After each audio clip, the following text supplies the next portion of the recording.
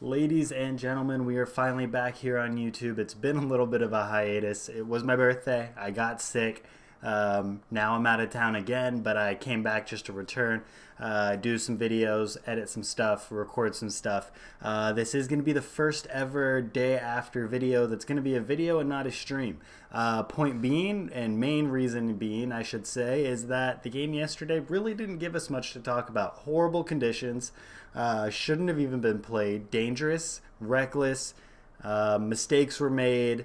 But in reality, it's like you really can't take too much from a game like that because, as Frank de Boer said, it really wasn't soccer after the first 30 minutes after they delayed the game. So we'll talk about it a little bit. Main point being is that both teams had to play on that field. One team didn't make mistakes. Another team played or had a lot of mistakes, I guess is the best way to put it, at least defensively wise. But at the end of the day, it really came down to the fact that Zach Steffen played out of his absolute mind. We couldn't finish chances, but we made a lot more chances than we ever had. We had majority possession again, somehow, some way. Columbus looked really good. Their creative playmakers almost thrived in a condition like that in a sense, which was weird, but it was a very interesting game. It was also the first game that we saw that started without Michael Parkhurst and Jeff Larentowicz at the same time for the first time ever for Atlanta United. It also saw Gressel return to the midfield. It saw Tito Villalba return to the starting lineup, Pity Martinez on the bench. It saw the first 4-3-3 start-ish for Atlanta United. And I say ish because in reality, if you guys were watching the game, and we kind of talked about this in a couple episodes back of the day after podcast, but Frank de Boer's 4-3-3 is realistically still like a 3-5-2 or a 3-4-3, however you may want to see it. But basically what ended up happening was that Remedi, for the first 30 minutes, realistically, before they went in, really for the first 10 minutes, I'll say, after the goal happened for Columbus and then our almost attempt from Julian Gressel, really good attempt, I should say, in the 8th minute. That's kind of whenever we stopped playing the three in the back. But what was happening was Mikey Ambrose and Franco Escobar were pushing up the field very heavily, and LGP and Miles Robinson went out to cover the lack of the backs, the wing backs, and then Remedi would drop into the center back role, kind of like Jeff Larentowicz did in 2017. So it was kind of a 4-3-3. It was realistically more of like a 3-4-3, 3-5-2 type deal. But then we ended up starting to just play in the 4-3-3 and dealt with it however we could. Julian Gressel let Franco Escobar overlap him a lot. They were trying to get back onto working together and understanding the positioning of each other and kind of knowing when to overlap and when not to. It wasn't working great, but it is, Franco Escobar's first game back this season. Julian Gressel not playing at right wing back, so he's not the one going up the flank, so he's uncomfortable with his midfield positioning. So it was kind of it's like we wanted this four in the back formation, but I don't think we realized the repercussions. Granted, good field positions, maybe it would have looked a little bit better. Defensively, we were always going to struggle going from a 3 to 4 back, especially because we dropped Michael Parkhurst and decided to play Miles Robinson, who strives in the 3 in the back formation, at least this season he has. Maybe he doesn't strive as well in the 4 in the back formation or 2 center back formation.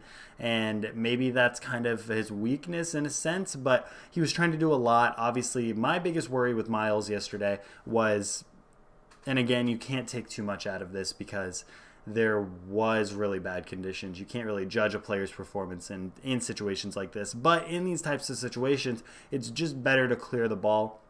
He kept trying to hold it and then pass the ball out, and the ball would dead out.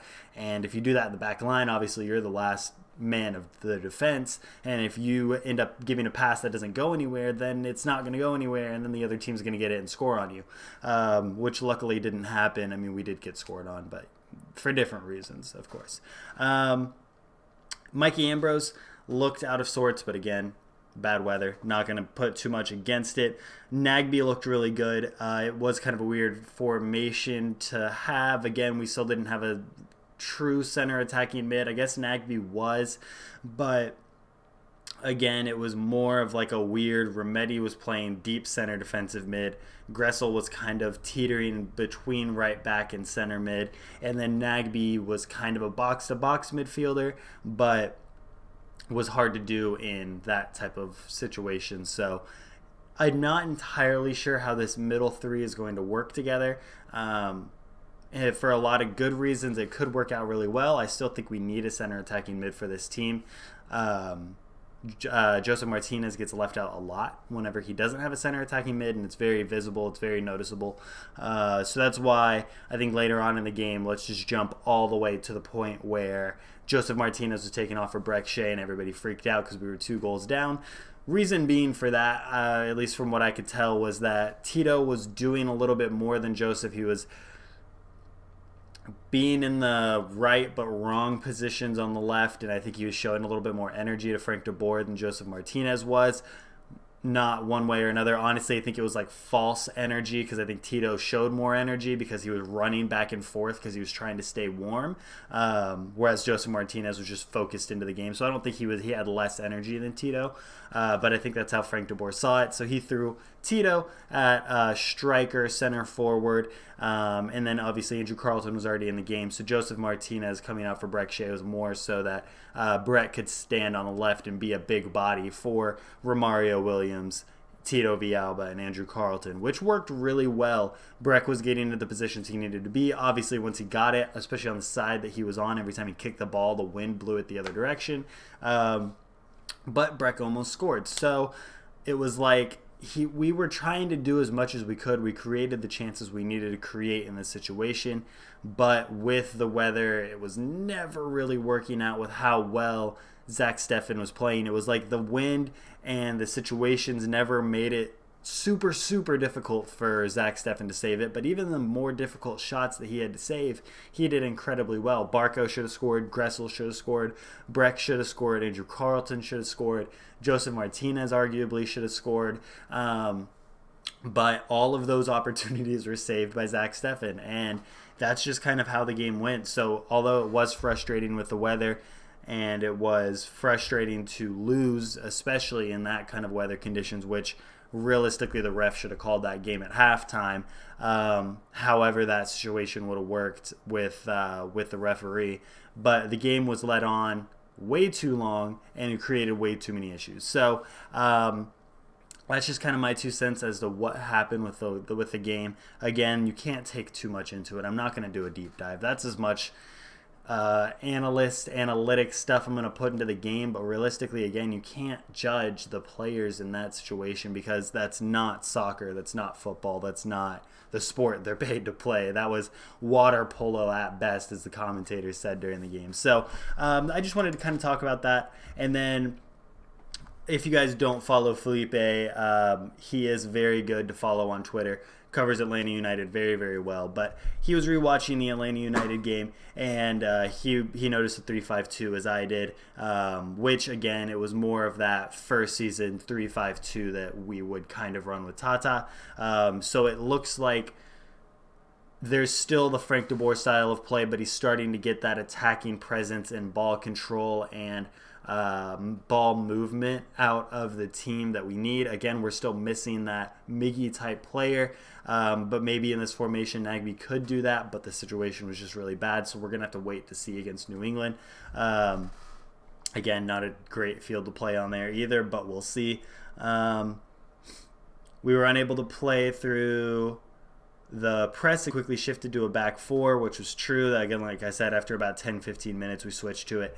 Columbus kept Rubinho wide left and then overloaded the Escobar Gressel right flank with a diagonal run from Santos, which you could definitely tell what was happening. Escobar wanted to push forward. He wanted to be that crosser of the ball. Frank wanted him to play that position, which was weird to me that we focused so hard on getting Escobar to overlap Gressel instead of Gressel overlapping Escobar, because Gressel's been doing so well with those crosses, at least in the early parts of the game. Maybe later on we should have focused more on Escobar, but Escobar was always going to be a little out of fitness, out of sorts, because he's his first game back for the starting team. He played with Atlanta United too already, but it was his first game back with the starting lineup, and on a soft field, heavy rain, he was never really going to be full fit. It was just a weird situation to do that. And then you're telling Gressel to play midfield, but then you also want him to be defensive. So there were a lot of people thinking that Gressel was costing us on that side, which maybe he should have slotted in over there. But again, in the formation that we were running, it really didn't make sense for Gressel to be playing right back. But he should still cover that space if Escobar is pushed forward. But at the same time, Escobar should have been back a little bit more, in my opinion.